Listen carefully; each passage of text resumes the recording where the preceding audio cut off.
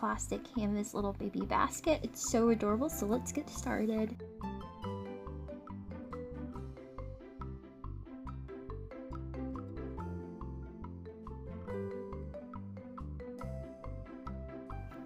To start your stitch, you're going to go behind the square, and then you're going to pull it through, and then you're going to go up one, and it's going to make this little bitty stitch, and this is like the smallest stitch. To make the boundary of your basket, you're going to take a piece of plastic. It's going to be 60 squares long and 12 squares high.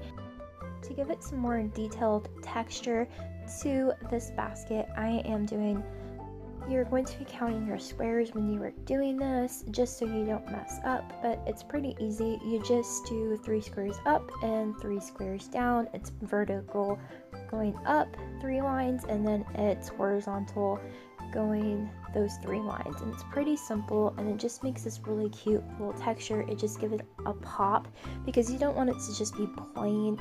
You kind of want it to like have some kind of detail, especially since I'm using this cream color.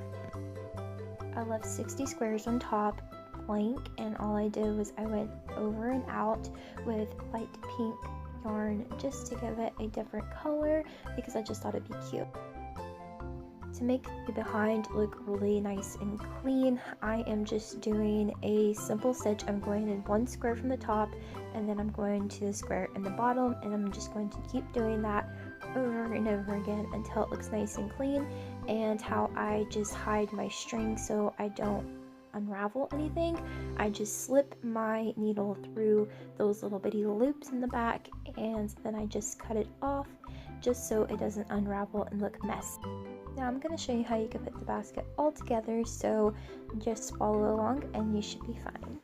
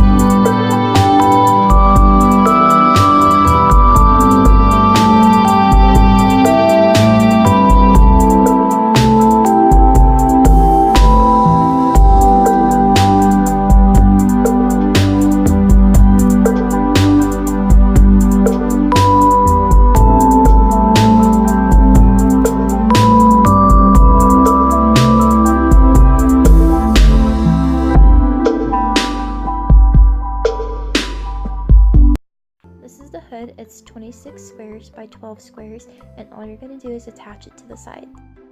After you attach your hood onto the basket, this is what it should look like, and then you can add any blanket and any doll that you want inside that will fit in it, and it looks super cute. There's the detail.